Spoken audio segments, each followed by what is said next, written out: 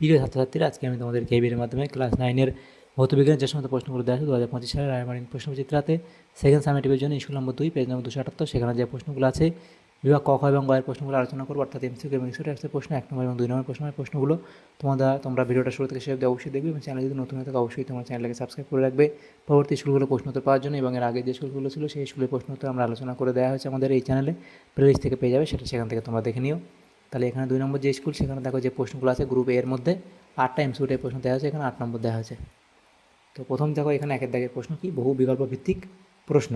তাহলে বহু বিকল্প ভিত্তিক প্রশ্নের মধ্যে প্রথম প্রশ্ন আছে দেখো একের দাগের একের, কোনো সম্পূর্ণ দৃঢ় বস্তুর ইয়ং গুণাঙ্কের মান, তাহলে সেটা কি অসীম, অর্থাৎ অপশান সি।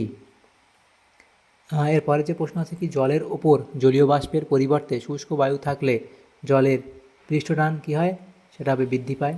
এরপর আছে পদার্থ কোনটির বিস্তার মাধ্যম তরল নয়, তাহলে সেটা হবে অপশান সি, অর্থাৎ কুয়াশা। এরপর আছে 60 গ্রাম NaOH-কে 500 ml জলে দ্রবীভূত করলে দ্রবণের গাঢ়ত্ব হবে, তাহলে দ্রবণের গাঢ়ত্ব হবে কি, অপশান ডি, অর্থাৎ 3 মোল পার লিটার। এরপরে প্রশ্ন 5 দাগের প্রশ্ন আছে কি, ক্ষারীয় দ্রবণে মিথাইল অরেঞ্জের বর্ণ হলো, ক্ষারীয় দ্রবণে মিথাইল অরেঞ্জের বর্ণ হলো কি, হলুদ, অর্থাৎ অপশান বি। এরপর আছে Na2HPO4, এটা কি, এটা হচ্ছে কি, এটা একটি আলমিক লবণ। এরপরে প্রশ্ন, পদার্থ কোনটিতে অণুর সংখ্যা সর্বোচ্চ, সেটা হবে 2GH2। একই ভরবেগে, পরের প্রশ্ন ছিল 8 দাগের প্রশ্ন, একই ভরবেগে চলমান দুটি বস্তুর গতিশক্তির অনুপাত 4:1 হলে এদের ভরের অনুপাত হবে কি, তাহলে এদের ভরের অনুপাত কী হবে, এটা উল্টে যাবে, অর্থাৎ অপশান ডি হবে সঠিক উত্তর, 1:4। এরপরে প্রশ্ন বিভাগ গ্রুপ বি, সেখানে 7টা প্রশ্ন আছে, 1 নম্বর করে 7 নম্বর দেওয়া আছে। 2 দাগের প্রশ্ন, প্রথম প্রশ্ন কি, 1 ওয়াট সমান কত আর্গ পার সেকেন্ড, তাহলে 1 ওয়াট সমান 10⁻7 আর্গ পার সেকেন্ড। পরের প্রশ্ন, অভিকেন্দ্র বল দ্বারা কৃতকার্য কত হয়, তাহলে অভিকেন্দ্র বল দ্বারা কৃতকার্য কত হয়, এখানে তোমাদের লিখে দিই, সেটা হবে তোমাদের 0। এরপরে অথবা দিয়েছিল প্রশ্ন, কোন শর্তে কৃতকার্যের মান সর্বোচ্চ হয়, তাহলে লিখবে, এটা লিখবে, কৃতকার্যের মান সর্বোচ্চ হয় যখন বল ও বস্তুর বিস্থাপন, অর্থাৎ বস্তুর সরণের মধ্যে কোণ হয় থিটার মান কথা 0 ডিগ্রি হয়, এটা 0 ডিগ্রির ওপরে হবে, 0 ডিগ্রি হয়, অর্থাৎ বল ও বিস্থাপন একই দিকে হয়, এই অবস্থায় এটা ডব্লিউ সমানকে F/D/cos থিটা, তাহলে F/D/cos থিটার মান 0 হলে কি cos 0 কত হয় আমাদের 1 হয়, তাহলে সেটা হচ্ছে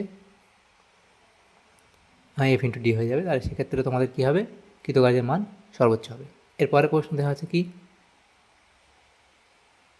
কার্বন স্কেলে পারমাণবিক ভর নির্ণয়ের সময়ে কার্বনের কোন আইসোটোপটিকে প্রামাণ্য ধরা হয়, তাহলে কোনটাতে ধরা হয়, সেটা হচ্ছে তোমাদের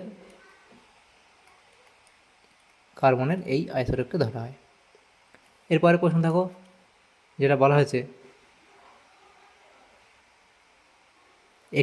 একটি নন সিস্টেমেটিক অ্যান্টাসিডের নাম লেখো, একটি নন সিস্টেমেটিক অ্যান্টাসিডের নাম তোমাদের এখানে লিখে দিই, 4 দাগের প্রশ্নটা, সেটা হলো কি, ম্যাগনেসিয়াম হাইড্রোক্সাইড,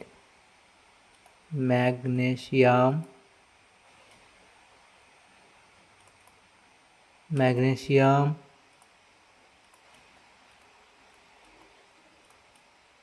হাইড্রোক্সাইড।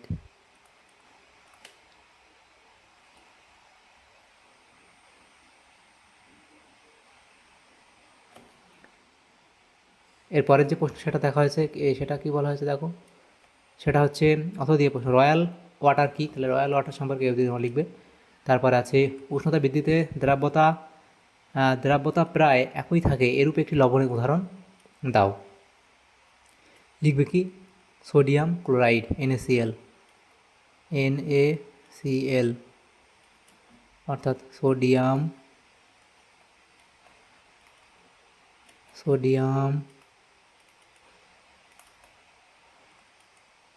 ক্লোরাইড।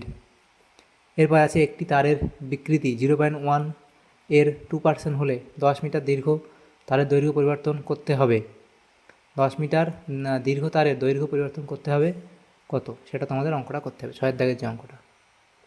দেখো 6 দাগের অঙ্কটা এখানে আমরা করি, তাহলে দেখো এখানে আমাদের কী বলা, আমার কি চাইছে, এটি তারের বিকৃতি 0.1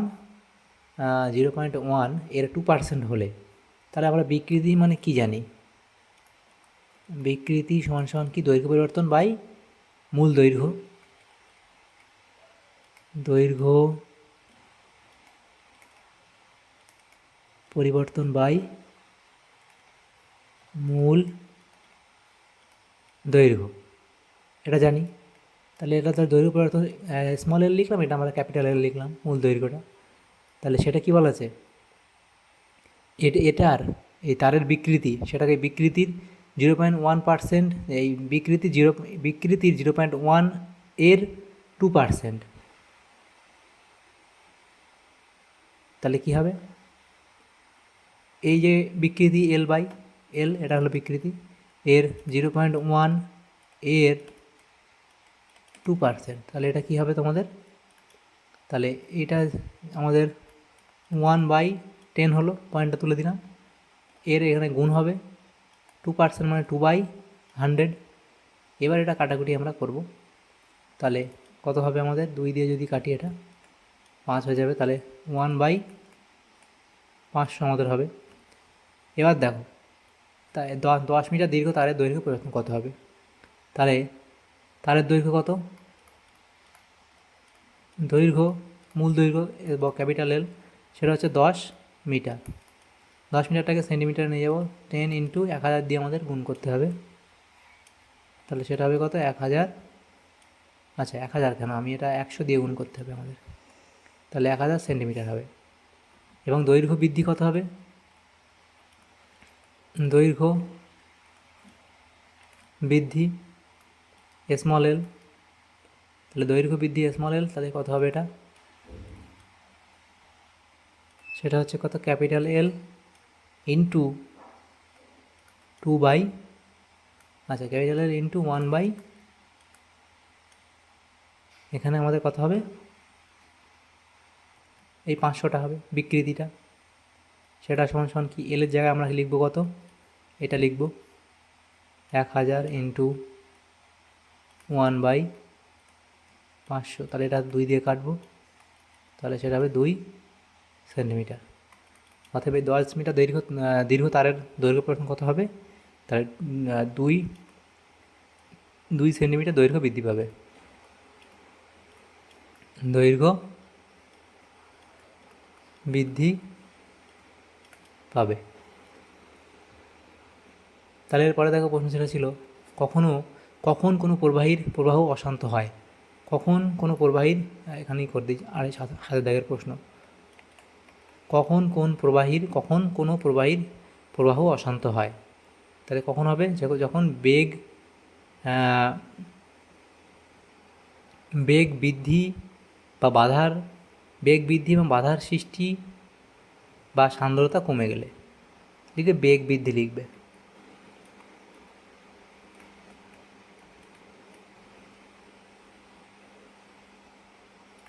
বেগ বৃদ্ধি পেলে। এরপরে ছিল অথবা দিয়ে প্রশ্ন, জলের আপেক্ষিক ঘনত্ব 1 হলে এসআইতে জলের ঘনত্ব কত, এসআইতে জলের ঘনত্ব হবে কত, 1000 কেজি পার মিটার কিউব। এরপরে যে প্রশ্নগুলো আছে দেখো, গ্রুপ সি, এগুলো 2 নম্বরের প্রশ্ন, 5টা প্রশ্ন 10 নম্বর দেওয়া আছে এখানে। তাহলে প্রথম প্রশ্ন ছিল জলে ভাসমান বরফখণ্ডের আয়তনের, জলে বরফখণ্ডের আয়তনের 1/11 অংশ, আয়তনের 1/, তাহলে এখানে কী হবে, 1/11 অংশ জলের উপরে আছে, বরফের ঘনত্ব কত, তাহলে বরফে ভাসমান অংশ 1/11, অর্থাৎ ডুবে থাকা অংশ কত, 1 হচ্ছে টোটাল, সেখান থেকে এটা বাদ দিলে তাহলে 10/11, ভাসমান অবস্থায় বরফের ঘনত্ব সমান ডুবে থাকা অংশ বাই সম্পূর্ণ আয়তন ইন্টু জলের ঘনত্ব, তাহলে এটা করলে কথা হবে এত। অর্থাৎ এই প্রশ্ন ছিল তামা ও সীসা দ্বারা গঠিত একটি সংকর ধাতুর আয়তন ও ভর যথাক্রমে এত এত, তামা ও সীসার আপেক্ষিক ঘনত্ব যথাক্রমে এত ও এত হলে ধাতুতে বিদ্যমান তামা ও সীসার আয়তন নির্ণয় করো। দেখো পরপর এখানে আমরা জানি কি তামা ও সীসার আপেক্ষিক ঘনত্ব কত, এত এত, এবং এখানে বলে দেওয়া আছে, এবং তামার ঘনত্ব কত হবে এবং সীসার ঘনত্ব কত হবে সেটা এখানে আছে। এরপরে দেখো যেটা কি বলা হয়েছে, যে তাহলে সীসার ঘনত্ব কত, 11.37, এবং এটা কত, এত। তাহলে ধরা যাক কি, তামার আয়তন এত ধরলাম আমরা, সীসার আয়তন এত, ওয়াইসিসি ধরলাম, এবং এটা এক্সসিসি ধরলাম, তাহলে এই দুটো যোগফল কত, 30। কারণ কি দেখো এখানে কী বলা আছে, দেখো তামা ও সীসা দ্বারা গঠিত একটি সংকর ধাতুর আয়তন হচ্ছে 30 সিসি এবং ভর হচ্ছে কত, 320 গ্রাম, এবং এটা 1 নম্বর ধরলাম, এবং এবং এর ভর আমরা ভর এটা ভর কত ইন্টু এক্স ধরলাম, এটা ওয়াই ধরলাম আপেক্ষিক ঘনত্বের সাথে। তাহলে মোট ভর কত, এই দুটো যোগফল সমান 320। তাহলে 2 নম্বর সমীকরণ হলো। তাহলে সমীকরণ 1 থেকে কী পাই আমরা, ওয়াই সমান 30 মাইনাস এক্স পাই, এবং সমীকরণ 2-এ এটা বসাবো, 2-এ বসিয়ে পাই লিখবে এভাবে যে এখানে আমরা কী বসাবো, ওয়াইয়ের জায়গায় এই ভ্যালুটা 30 মাইনাস এক্স বসাবো, বসালে ক্যালকুলেশন করার পরে দেখো আমাদের উত্তর এরকম একটা আসবে, এক্সের ভ্যালু আসবে এরকম। তাহলে এক্সের ভ্যালু যখন এত হবে তা আমার আয়তন, এবং তাহলে ওয়াই সমান কত হবে, ওয়াই সমান এই 30 মাইনাস এক্সের জায়গায় আমরা যদি বসাবো 8.5, তাহলে 21.5 সিসি হবে সীসার আয়তন। এভাবে আমরা করে নেব। এরপরে ছিল 2 দাগের প্রশ্ন, এনটিপিতে 5 গ্রাম একটি গ্যাস 4 লিটার আয়তন দখল করে গ্যাসটির আণবিক গুরুত্ব নির্ণয় করো। এখন অঙ্কটা তাও করে দেওয়া হয়েছে, এটা তোমরা করে নেবে। এটা আণবিক গুরুত্ব হবে কত, 28। এরপরে আছে দেখো অথবা দিয়ে প্রশ্ন, পারমাণবিক ভর ও সংকেত ভরের মধ্যে দুটি পার্থক্য লেখো। তাহলে আণবিক ভর আর সংকেত ভর, তাহলে এটা হচ্ছে সংজ্ঞা, প্রযোজ্যতা এবং নির্ণয় ইত্যাদির উপর 3টে পার্থক্য লিখে দেবে। 2টো পার্থক্য লিখতে বলেছে, এর মধ্যে থেকে যে কোনো 2টো লিখবে, আমরা 3টে দিয়েছি। পরের প্রশ্ন হচ্ছে, একটি অসম্পৃক্ত দ্রব্যাঙ্কে সম্পৃক্ত করা যায় কী কী উপায়ে। তাহলে অসম্পৃক্ত দ্রব্যাঙ্কে সম্পৃক্ত করার উপায়, এখানে দেখো এই যে পদ, এটা হবে উষ্ণতা, এই পদ্ধতিগুলো লিখবে। এরপরে যে প্রশ্ন ছিল দেখো, বলা হচ্ছে কি, উত্তপ্ত কপারের ওপর দিয়ে নাইট্রিক অ্যাসিড বাষ্প পাঠানো হলো, কি ঘটে সমীকরণ সহ লেখো। তাহলে লিখবে, নাইট্রিক অ্যাসিডের বাষ্প উত্তপ্ত তামার সঙ্গে বিক্রিয়া করে তামার নাইট্রেট আর নাইট্রোজেন ডাইঅক্সাইড গ্যাস ও জল উৎপন্ন করে। দেখো এটা সমীকরণ। অথবা দিয়ে প্রশ্ন ছিল, শীতল ও লঘু নাইট্রিক অ্যাসিডের সঙ্গে তামার বিক্রিয়ায় কী উৎপন্ন হয়, বিক্রিয়ার সমীকরণ দাও। শীতল ও লঘু নাইট্রিক অ্যাসিডের সঙ্গে তামার বিক্রিয়ায় এই ক্ষেত্রে উৎপন্ন হয় নাইট্রিক অক্সাইড গ্যাস, সমীকরণ তোমরা লিখবে। এরপরে প্রশ্ন ছিল 5 দাগের প্রশ্ন, সেটা বলেছে, প্রমাণ করো রৈখিক ভরবেগ পি সমান 2E/v, যেখানে ই হলো গতিশক্তি ও বেগ। তাহলে পরপর দেখো এখানে করে দেওয়া আছে, তারপর এটা করবে এবং দেখো শেষে প্রমাণ করে নেবে। এরপরে প্রশ্ন, আচ্ছা আমাদের এখানে এই সমস্ত প্রশ্নগুলি ছিল। তাহলে ক্লাস 9-এর ভৌতবিজ্ঞানের যে প্রশ্নগুলো ছিল 2 নম্বর স্কুলে বিভাগ ক, খ এবং গ এর মধ্যে সমস্ত প্রশ্ন উত্তর আমরা আলোচনা করলাম আজকে এই ভিডিওর মধ্যে। অর্থাৎ বিভাগ এ, বি এবং সি এর মধ্যে তোমাদের যদি সাধারণত গ্রুপ এ, বি এবং সি এর মধ্যে তোমাদের যদি সামান্যতম উপকার এসে থাকে ভিডিওটা, অবশ্যই লাইক করবে আর বেশি বেশি করে বন্ধুদের সাথে শেয়ার করবে, এবং পরবর্তী যে স্কুলগুলো আছে সেগুলো প্রশ্ন উত্তর পাওয়ার জন্য অবশ্যই তোমরা আমাদের চ্যানেলটাকে সাবস্ক্রাইব করে রাখবে। Thanks for watching.